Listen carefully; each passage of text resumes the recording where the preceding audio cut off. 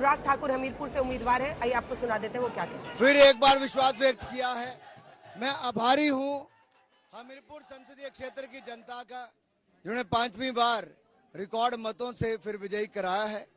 मेरे अगले 5 वर्ष भी समर्पित होंगे हिमाचल हमीरपुर संसदीय क्षेत्र के लिए, गरीब कल्याण के लिए, यहाँ के विकास के लिए।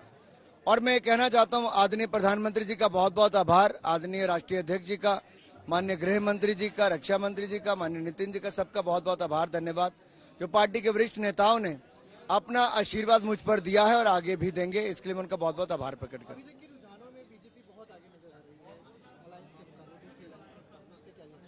मुझे लगता है बीजेपी फिर एक बार 300 पार करके अपनी सरकार बनाएगी, एनडीए 300 पार करेगा और फिर एक बार मोदी जी के नेतृत्व में भारतीय जनता पार्टी एनडीए की सरकार बनेगी।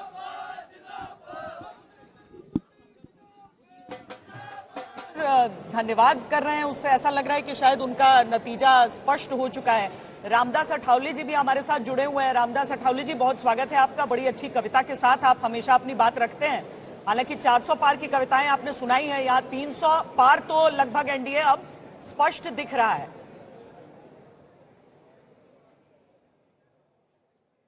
तो जिस तरह मतलब रुझान आए हैं, रुझान का हम स्वागत करते हैं। जिस तरह मतलब जनता ने जो कौल दे दिया है, लेकिन जो जनता का कौल है हमारे लिए धक्कादायक कौल है। हमारा 400 पार का नारा था, लेकिन तो भी हम नहीं मानेंगे हार। मोदी जी बनाएंगे एनडीए सरकार, तो एनडीए सरकार बनने वाली है, लेकिन एनडीए सरकार बनने से हमें इतना समाधान नहीं है। लेकिन जो सीटें हमारी 100 तक कम हुई, उसमें हमारा महाराष्ट्र है, उत्तर प्रदेश है, बिहार है, राजस्थान है, बंगाल है, ऐसे राज्यों में जिस तरह हमको सीटें मिलनी चाहिए थी वो सीटें नहीं मिल पाई और इसीलिए 100 तक सीटें हमारी कम हो गई। नहीं तो हम 400 पार का नारा हमारा सफल होता था। लेकिन जिस तरह मतलब हमें इसका आत्मपरीक्षण करने की आवश्यकता है कि इतनी सीटें कम क्यों हुई है और इतना काम होने के बावजूद भी मतलब हमें नुकसान हुआ है, ये बात सही है। रामदास जी, जयपुर से बीजेपी की मंजू शर्मा जीत गई हैं, लेकिन एक छोटा सा सवाल आपसे जल्दी से मैं करना चाह रही थी।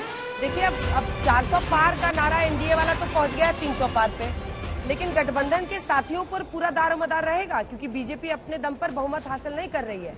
अब चैलेंज ये है कि क्या टीडीपी, जेडीयू, अभी से प्रश्न उठने लगे हैं कि क्या गठबंधन के जो अन्य साथी हैं, जिन पर ये निर्भर करेगा कि एक बार फिर से मोदी सरकार बने, कहीं वो इधर से उधर तो नहीं करेंगे। तो एक गठबंधन के आरपीआई के मुखिया के तौर पर आप क्या कहेंगे गठबंधन के साथी की तरफ से?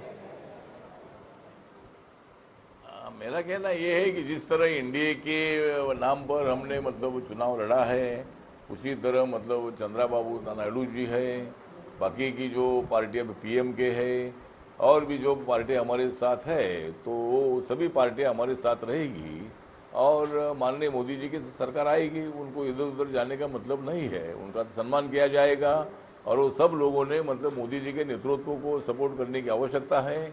और हम सोचेंगे हम इतनी सीटें क्यों कम मिली है, इतना काम करने के बावजूद भी, तो उस पर गंभीरता से जरूर हम सोचेंगे मैडम। चलिए, नारा आपने बदल दिया रामदास अठावले जी कि अब की बार 300 पार और फिर से बनेगी मोदी सरकार।